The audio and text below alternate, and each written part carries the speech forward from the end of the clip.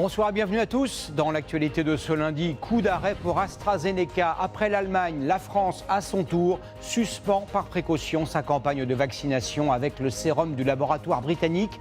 La décision s'applique au moins jusqu'à jeudi. Pour quelles raisons précises? Reportage et explications dans un instant. Elle revient, la prime Macron qui avait bénéficié à 4,5 millions de salariés l'an dernier pourra à nouveau être versée par les entreprises. Elle sera défiscalisée, exonérée de cotisations sociales et pourra dans certains cas atteindre 2 000 €. Vers une nouvelle affaire Nordal-Lelandais, la justice cherche à élucider la mort suspecte d'un jeune homme en Savoie en 2015. Il fréquentait la même boîte de nuit que le meurtrier présumé de la petite Maëlys. Dans ce journal également, la révolution chez les concessionnaires automobiles. La crise sanitaire a bouleversé les habitudes des acheteurs. Désormais, ils choisissent leur future voiture sur Internet. Vous verrez comment les professionnels comptent réagir. Enfin, nous irons découvrir les merveilles des Calanques près de La Ciotat. Des randonneurs très aguerris empruntent un chemin entre ciel et mer à 300 mètres au-dessus du vide. Sublime mais un peu vertigineux. Personne ne sera vacciné en France avec le sérum AstraZeneca pendant les 2 prochains jours. L'annonce a été faite cet après-midi par Emmanuel Macron. Après le signalement d'effets secondaires possibles, mais pour l'instant non avérés, le gouvernement attend l'avis de l'Agence européenne des médicaments qui se réunira en urgence jeudi. Marie Chantret et Lucas Ajdela. Derrière les masques, la décision est actée par le président et elle a surpris. En conférence de presse cet après-midi, c'est de suspendre par précaution la vaccination avec AstraZeneca en espérant la reprendre vite. Un peu plus tôt dans la journée, la décision de l'Allemagne de suspendre également le vaccin AstraZeneca semble prendre la France de court. Et depuis quelques jours, la liste des pays européens qui font ce choix s'allonge. Ce soir, à son tour, l'Espagne prend la même décision. À chaque fois après le signalement de possibles effets secondaires. D'ailleurs, ce matin, dans les Bouches-du-Rhône, des pompiers décident d'arrêter les injections sur leur personnel après un malaise cardiaque de l'un des leurs. À ce stade, pourtant, il n'y a aucun lien avéré avec le vaccin. Alors, faut-il en avoir peur? Vos avis sont partagés. Je serais prêt, moi, à me faire vacciner par AstraZeneca si on me donne l'occasion. On a des doutes, on préfère attendre. Je pense qu'il aurait fallu un peu plus de temps pour pouvoir prendre du recul et savoir quelles sont vraiment les conséquences sur ce vaccin, sur les personnes susceptibles d'avoir des problèmes. L'Agence européenne du médicament doit rendre son avis jeudi. L'utilisation du vaccin AstraZeneca en France est donc suspendue jusqu'à cette date au moins. Cette décision de suspendre les injections avec le sérum AstraZeneca va-t-elle avoir des conséquences sur la campagne de vaccination et sur son rythme? À ce jour, en France, une personne vaccinée sur 2 a reçu des doses d'AstraZeneca. Les objectifs affichés par le gouvernement vont-ils pouvoir être maintenus? Tous les rendez-vous vont-ils être annulés? Les doses seront-elles perdues? Christophe Abel et Pauline Dumortier. Oui, bonsoir madame. Je vous téléphonais pour vous dire que suite à la suspension du vaccin AstraZeneca, nous ne pourrons pas vous vacciner demain à 14h30 comme prévu. À peine lancée, voilà la campagne de vaccination AstraZeneca stoppée net. C'est compliqué, mais vous savez, on est pragmatique, on fera face. Ce matin encore, les avis étaient partagés pour les 10 patients de cette officine qui ont pu recevoir le vaccin britannique. AstraZeneca, au départ, j'étais un petit peu réticente avec tout ce qui se disait. Et puis bon, finalement, c'est notamment les cas de thrombose, c'est tellement infime par rapport au nombre de vaccinations qu'il faut le faire, quoi. Il est pourtant suspendu. Impossible d'utiliser cette dernière dose. Cette dose, je peux l'utiliser jusqu'à mercredi 11h du matin. Et donc, il faudra absolument que les décisions soient prises avant cette date-là pour que cette dose ne soit pas perdue. Pas de décision avant jeudi, elle est donc perdue. La France doit recevoir 12 millions de doses AstraZeneca d'ici le 31 mai. 6 devaient être injectées avant la fin mars dans les vaccinodromes, chez les généralistes ou en pharmacie. Sa suspension, à titre préventif, risque de freiner encore un peu plus la vaccination en France. Il fait partie du plan pour pouvoir vacciner le plus possible. Si la suspension n'est que de quelques jours, il n'y a pas de problème. Mais ça jette la suspicion. En moyenne, plus de 100 000 doses AstraZeneca sont administrées chaque jour. En tout, 1,3 million de personnes ont reçu leur première injection. Pour la seconde, tous les rendez-vous sont pour l'instant suspendus. Et cette suspension du vaccin AstraZeneca dans plusieurs pays d'Europe pose de nombreuses questions. A-t-on la preuve que le vaccin a des effets indésirables graves? Présente-t-il un danger particulier? S'agit-il simplement d'un hasard dû au très grand nombre de personnes vaccinées? Quand les doutes seront-ils levés? Réponse précise de notre spécialiste Caroline Bell avec Joséphine Devambé. De rares cas d'allergie sévère et plus fréquemment des syndromes grippaux. Voilà jusqu'ici les effets secondaires observés avec le sérum d'AstraZeneca. Alors, que reproche-t-on aujourd'hui à ce vaccin? Sans qu'aucun lien n'ait encore été prouvé, un doute est apparu sur la survenue de caillots sanguins après la vaccination. 37 cas sur 17 millions de personnes vaccinées en Grande-Bretagne et dans toute l'Union européenne. C'est ce que rapporte le fabricant AstraZeneca dans un communiqué. Pour lui, à ce stade, il n'y a aucune preuve d'une augmentation de risque d'embolie pulmonaire ou de thrombose.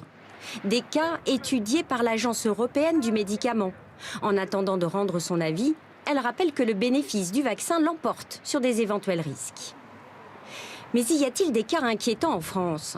À ce jour, un seul événement a été rapporté. Il fait partie des cas étudiés. Ça ne justifie pas forcément d'un principe de précaution qui soit généralisé. Si par contre d'autres éléments d'information arrivent, et peut-être que c'est ce qui vient de se passer avec les éléments d'information communiqués par l'Allemagne, à ce moment-là, ça peut donner suffisamment, en tout cas de raisons de réfléchir pour faire une pause dans la vaccination.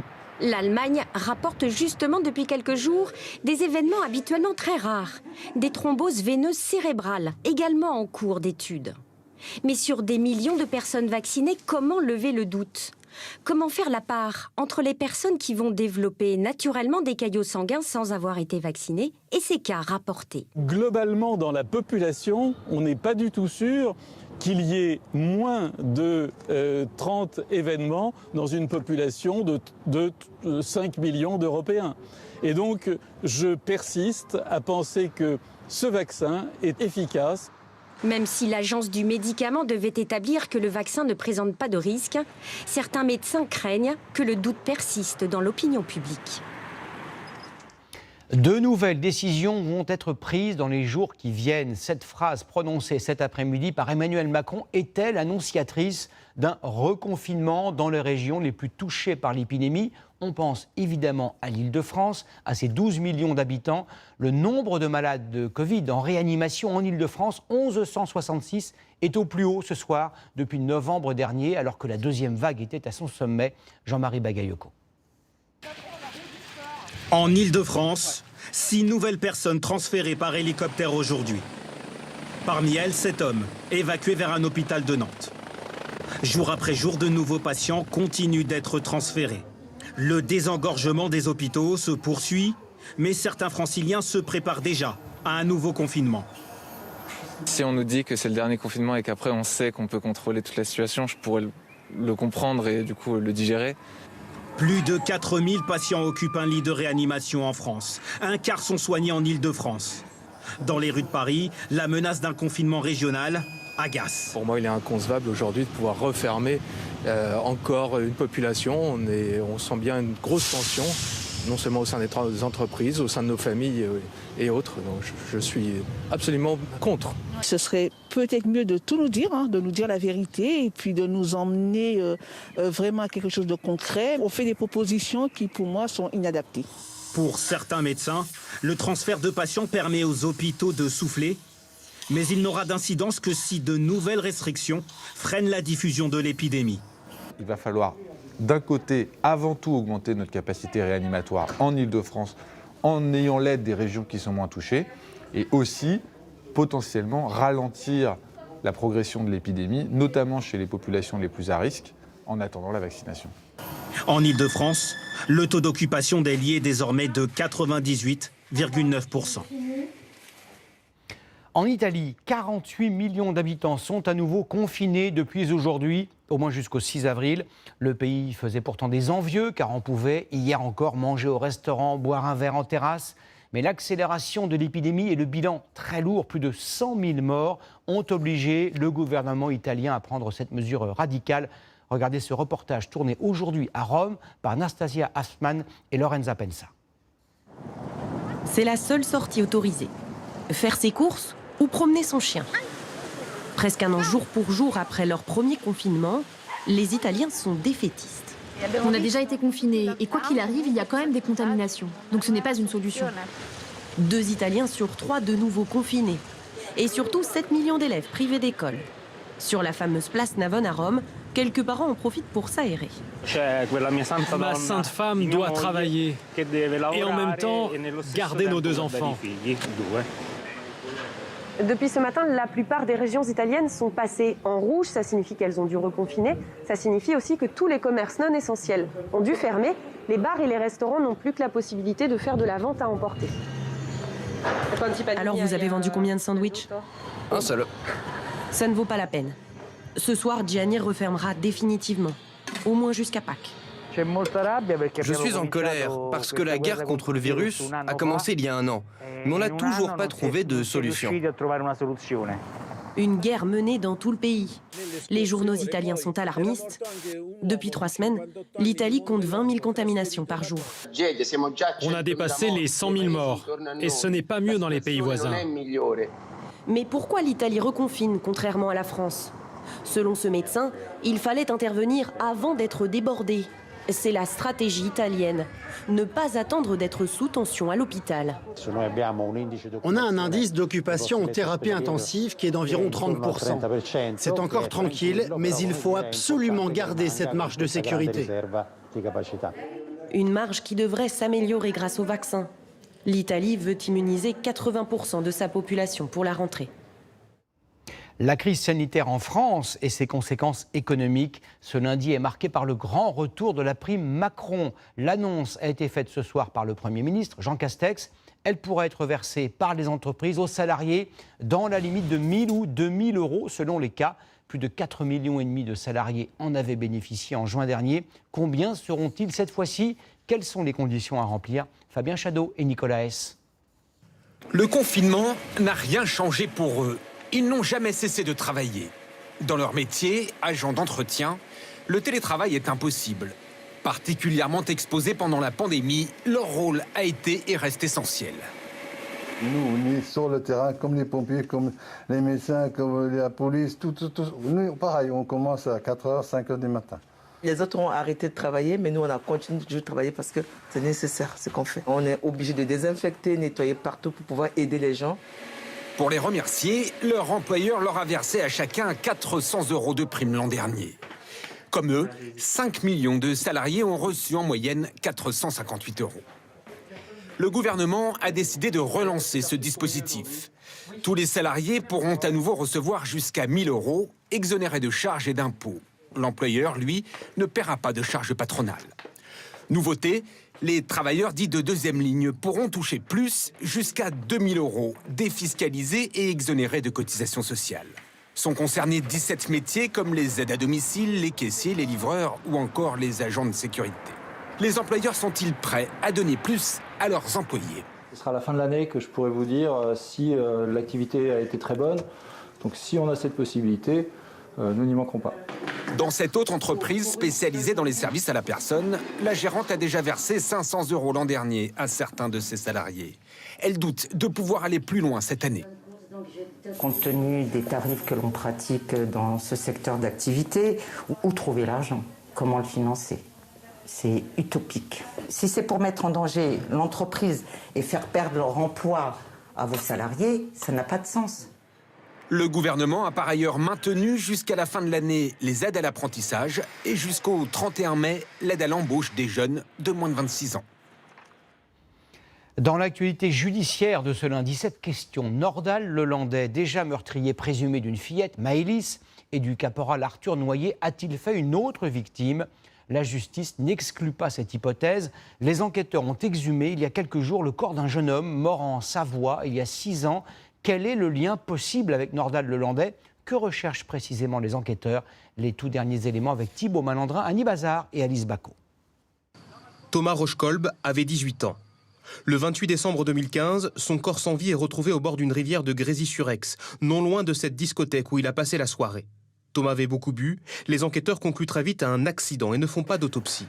La semaine dernière, à la demande de sa famille, l'exhumation du corps du jeune homme a été ordonnée en vue d'une autopsie pour déterminer plus précisément les causes de la mort. J'ai bon espoir que la justice prenne au sérieux l'histoire et ne la considère pas comme une simple histoire de chien écrasé au bord de la route. Car la famille n'a jamais cru à la thèse de l'accident. Thomas est sorti de la discothèque sans sa doudoune alors qu'il faisait moins 5 degrés. Il est parti dans la direction opposée à son domicile et a franchi 2 palissades. Pour son père, Thomas fuyait. Je sais que dès le départ, je dis, c'est soit une personne, soit un chien. Voilà. On a un Lelandais qui est un chien. Maître chien. Nordal Lelandais, soupçonné du meurtre de la petite Maëlys et du caporal Arthur Noyer.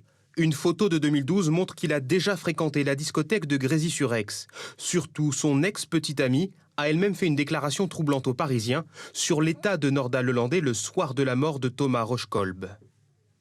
Il était dans le même état de colère et de frustration que lorsqu'il a tué le caporal Arthur Noyer dans la nuit du 11 au 12 avril 2017. L'avocat de la famille de Thomas invite à la prudence. Aujourd'hui, on se bat depuis plusieurs années pour que justement ces affaires reviennent à la surface. Et c'est les affaires Lelandais qui ont permis justement à cette famille de reprendre une lueur d'espoir, mais avec toute la lucidité qu'elles ont, bien sûr, que Lelandais n'est pas forcément derrière. Nordal Lelandais doit être jugé en mai prochain devant les assises de la Savoie pour le meurtre d'Arthur Noyer. C'est une escroquerie très astucieuse qui a eu lieu dans plusieurs régions de France depuis le printemps dernier. Profitant de la crise sanitaire, de faux notaires ont spolié des dizaines de victimes en leur faisant croire qu'elles allaient toucher une assurance vie. Quelle technique utilisent-ils? Comment éviter de tomber dans le piège? Reportage à Paris, Sophie Chevalreau, Frédéric Petit et Fabienne Moncel. Typiquement, un document qui peut être envoyé par les escrocs. Le tampon est faux, la signature, je ne vous en parle même pas. Voici le document envoyé par un faux notaire.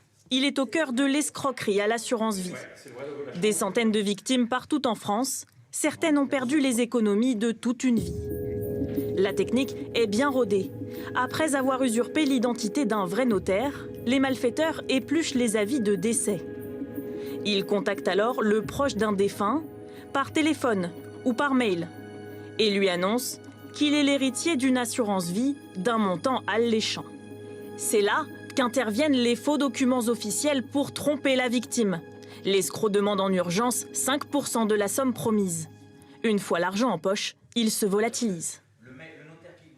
L'identité de ce notaire a été usurpée par l'un de ces malfaiteurs.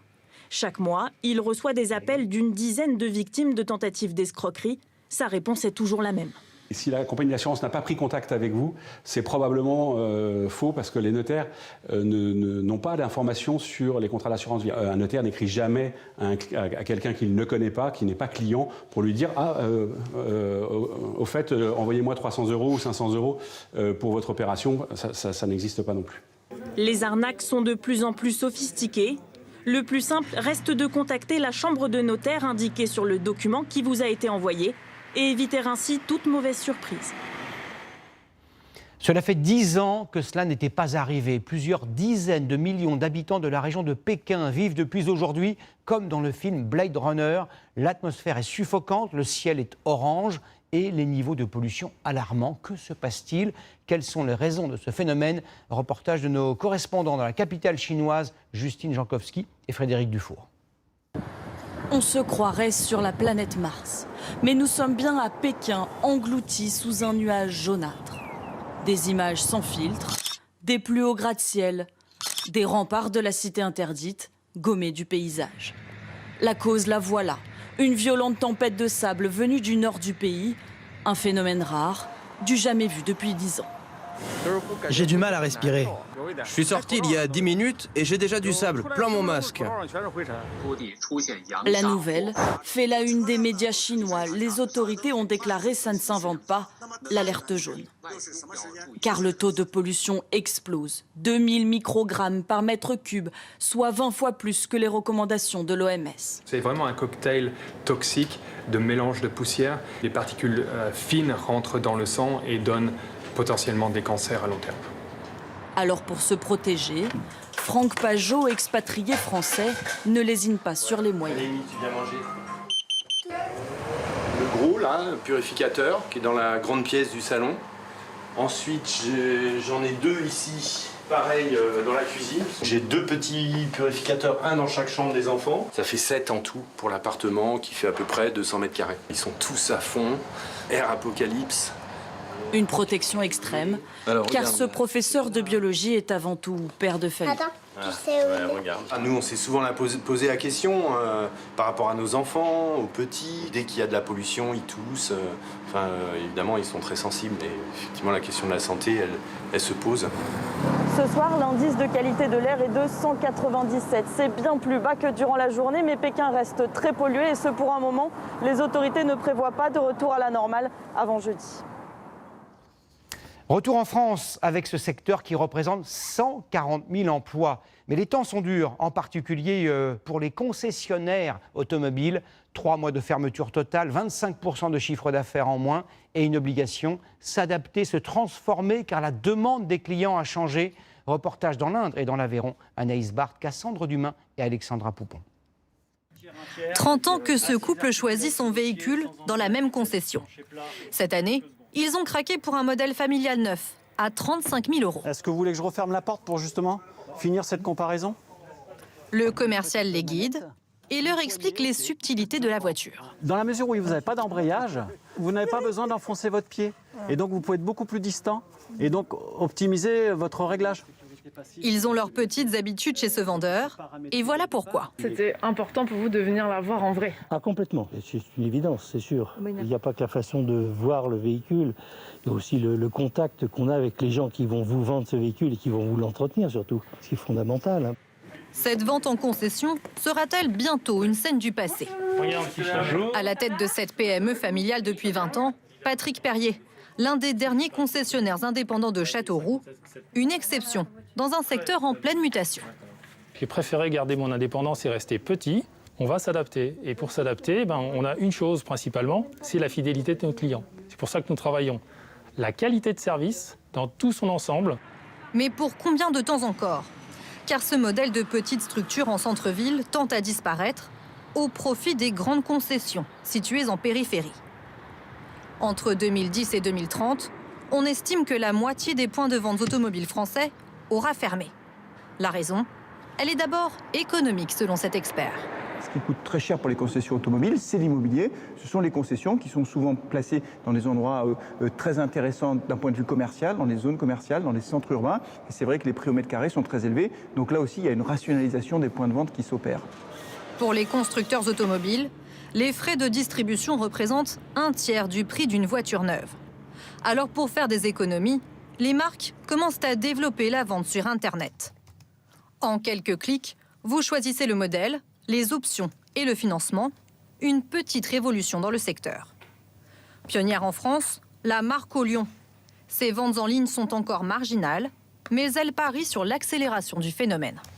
C'est un canal de vente qui nous permet aussi d'attirer des nouveaux clients, qui sont plus jeunes, bien sûr, plus habitués à des parcours digitaux, des clients qui n'ont pas le temps, des clients qui n'ont pas envie de se déplacer. C'est vraiment une démarche qui est gagnante pour nous, comme pour notre réseau. On va chercher ces nouveaux clients, on les apporte à notre réseau, qui les récupère après pour l'entretien de leur voiture.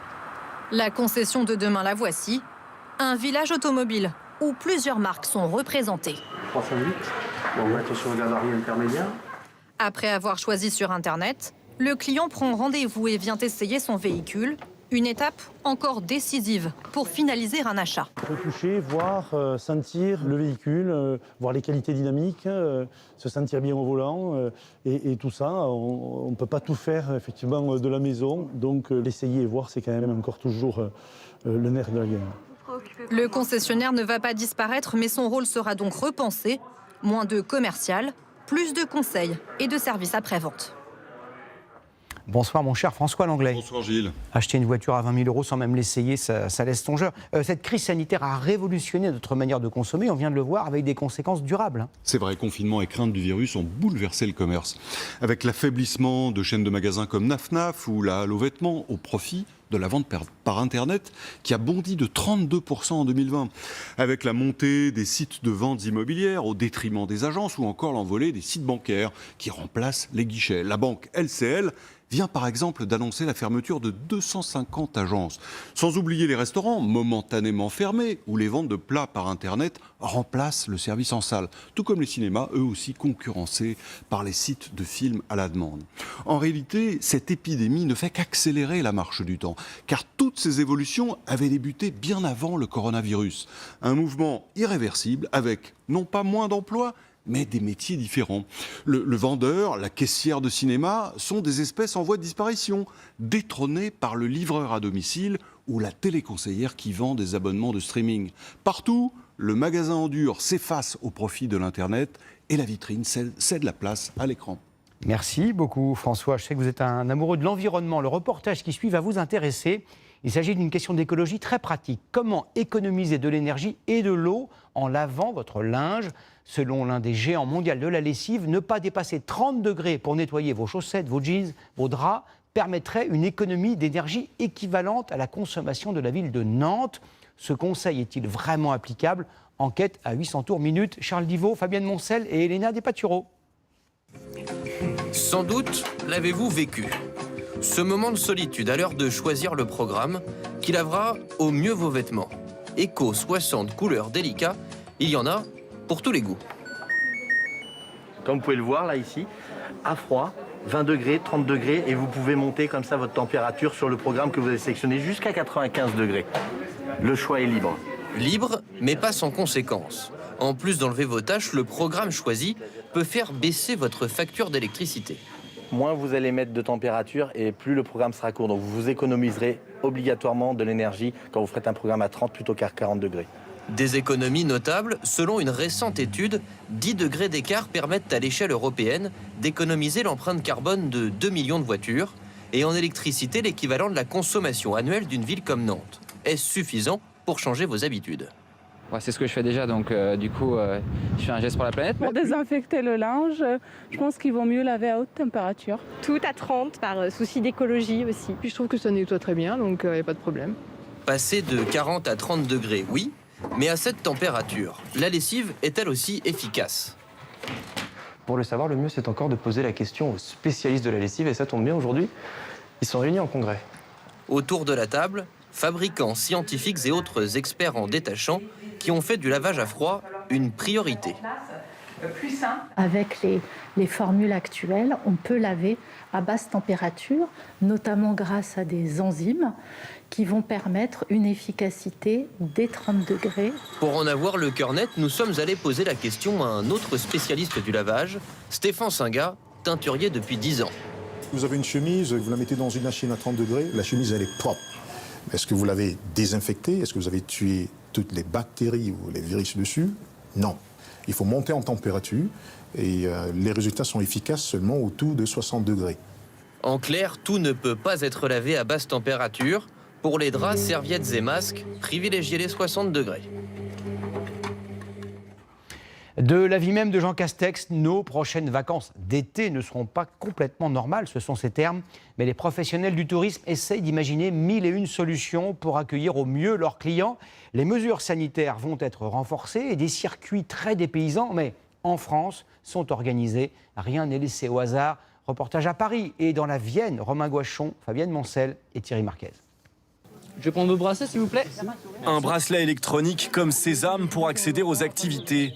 C'est une des méthodes employées par ce parc de loisirs situé dans la Vienne pour assurer le retour des vacanciers en toute sécurité sanitaire.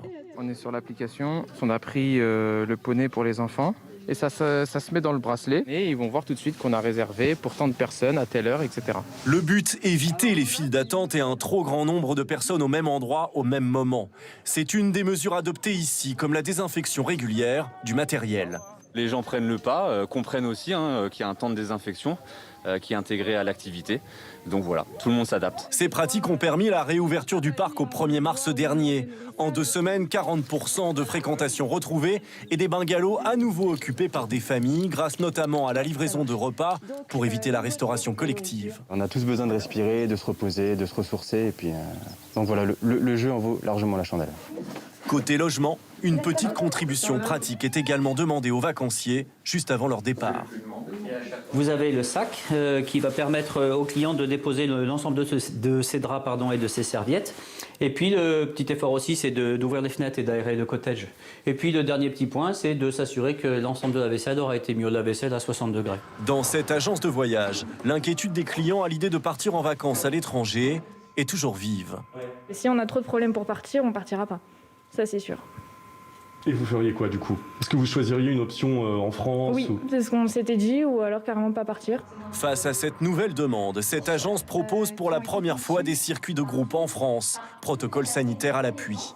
Les circuits vont être limités à un petit groupe. Il y aura moins de monde dans les autocars.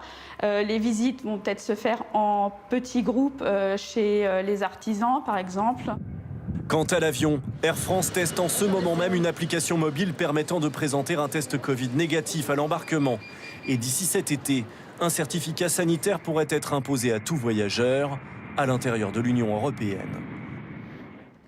Vous l'aimez serré, allongé ou avec un nuage de lait? Chaque jour sur Terre, nous buvons 2,6 milliards de tasses de café. C'est la deuxième boisson la plus consommée après l'eau. Mais savez-vous d'où vient votre expresso? L'un des meilleurs est produit en Éthiopie, dans le sud-ouest du pays, à 1500 mètres d'altitude. Une région porte un nom qui devrait vous donner un indice sur l'origine du mot café. C'est l'un des secrets que nous dévoile Marie de Marc et c'est le grand format corsé de ce 20h. Nous sommes au sud de l'Éthiopie, dans la province de Kaffa, qui a donné son nom à la boisson. Une région réputée pour ses forêts primaires, c'est ici qu'ont été découverts les premiers arbres à café. Et l'on en trouve toujours à l'abri de la canopée. Voilà, ça c'est un caféier. Il est en train de sécher. En Éthiopie, la saison du café s'achève avec la récolte, de septembre à décembre. La région offre des conditions idéales pour la culture du café qui pousse à moyenne altitude. C'est pour cela qu'on le trouve ici. L'Éthiopie, premier producteur africain de café, mise sur ses terres fertiles pour accroître sans cesse ses rendements. En 10 ans, la région est passée de 28 000 à 178 000 hectares de caféiers et les coopératives se sont multipliées. Un sac pèse 60 kilos. À l'intérieur, des grains de café traités de manière différente après la récolte. Selon le temps consacré et les moyens utilisés, les prix varient du simple au double. Ça, c'est du café lavé. Il a été débarrassé de son enveloppe grâce à une machine électrique. Et ça, c'est du café séché pendant plusieurs semaines au soleil. Il possède toujours sa chemise rouge foncée. Réputé pour ses arômes corsés et fruités, le café est ensuite torréfié et préparé par les femmes qui répètent les mêmes gestes depuis des générations. Aujourd'hui encore, l'arabica éthiopien est servi dans ces cafetières traditionnelles et se consomme tout au long de la journée, sans modération. Il y a beaucoup de petits cafés comme celui-ci où l'on se retrouve pour discuter librement. C'est dans notre culture. Même pour les jeunes? Oui, oui. Mais les Éthiopiens n'ont pas accès aux meilleurs cafés de leur pays. Les grains les plus prestigieux sont vendus à l'étranger. C'est la règle imposée par le gouvernement. Alors, chez les exportateurs comme Eleana, la sélection est cruciale. Et quand le café arrive, nous on le goûte. Et pour le goûter, on prend des échantillons, on regarde s'il n'y a pas de pierres en dessus, au milieu, en haut. Depuis 1971, cette entreprise exporte un café haut de gamme. Les grains sont triés et nettoyés plusieurs fois dans 6 machines différentes, jusqu'à l'étape finale, la sélection à la main des meilleurs grains, ceux qui ont un aspect visuel parfait. Donc le café que nous on veut exporter, c'est comme ça. Il n'y a pas le café dommagé par les insectes, c'est un café bien homogène, sans défaut. La suite se déroule au laboratoire de dégustation où vous allez le voir, certains critères d'évaluation sembleront familiers aux amateurs de bon vin. S'il est un peu sucré, tout en conservant de l'acidité, s'il a du corps, à ce moment-là, on peut parler d'un bon café. Du café qui s'envolera bientôt vers le marché asiatique après une année 2020 très affectée par le Covid. Dans les millions de plantations éthiopiennes, Les petits producteurs aussi espèrent que la saison prochaine sera meilleure. Depuis plusieurs années, le climat change et cela nuit à la production. Les quantités que l'on récolte sont plus faibles que d'habitude. Nos arbres sont trop secs et j'ai peur que certains meurent. Pour remplacer les arbres perdus, une ONG a récemment semé 80 000 plants de café dans cette parcelle de la région de Bonga. On fait pousser 2 sortes de caféiers qui ont été sélectionnés pour leur performance. Ensuite, on va les distribuer gratuitement aux petits fermiers des environs pour qu'ils puissent élargir leurs exploitations. Les arbres commenceront à produire du café dans 3 ans, mais à cause du réchauffement climatique, plus de la moitié des zones de production pourraient devenir impropres à la culture du café avant la fin du siècle en Éthiopie. Des hauts plateaux d'Éthiopie aux hautes falaises près de la Ciotat, l'endroit sublime où nous vous emmenons ce soir appartient au parc naturel des Calanques. On peut s'y promener paisiblement, mais les plus téméraires peuvent aussi partir à la recherche de sensations inoubliables, 300 mètres au-dessus du vide. Mathieu Dupont et Christophe Niolac ont mis leurs casques et leurs mousquetons, bien sûr, pour filmer ces incroyables images. Bien sûr, ils auraient pu randonner tranquillement dans le parc des Calanques. On voit bien le golfe de la Ciotat. Mais ce que viennent chercher Yvette ou Benjamin en suivant notre guide, casque et mousqueton en bandoulière, c'est bien autre chose. Quelque chose de vertigineux. Parce que nous, on va là-dessous, on est à 320 mètres d'altitude. Il vaut mieux pas avoir le vertige. Le décor, les falaises souberanes, fractures minérales de grès, de calcaire et de poudingue qui plongent dans la mer. Il y a toujours l'émotion quand on s'approche, mais après c'est tellement beau. On y va, il n'y a pas de souci. Alors prenons notre courage à 2 mains et plongeons nous aussi dans ce décor. Et au départ, chacun a sa technique. Donc vous, c'est quoi votre technique? Sur les fesses. Comme ça, je freine. Pas trop quand même, car c'est parti pour 4 km et 5 heures de marche. Ça fait peur, mais ça attire. Dans les sillons de la falaise, des cheminements insoupçonnés dessinés par la nature. Attention de ne pas cogner la tête ici.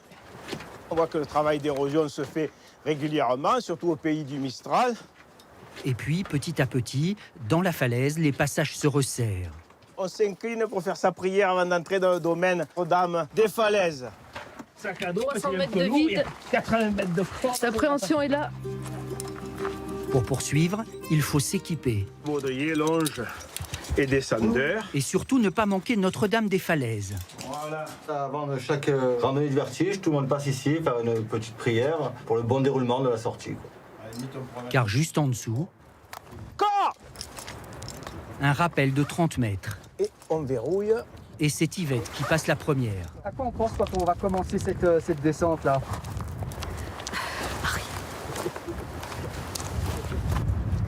Et rien non plus ne l'impressionne. Tu vas bien, Yvette? Ça va. Lorsqu'arrive notre tour, les jambes tremblent, le souffle est court. Et pas question de regarder en bas. Heureusement, le guide, lui, tourne la tête. Mais c'est à l'arrivée que c'est le plus impressionnant, bousculade interdite. Un superbe voilier qui passe, ça c'est le plaisir, la montagne et la mer. Vite, il faut récupérer la corde pour progresser en toute sécurité sur les corniches sablonneuses du sentier de Philémon. Attention à la marche.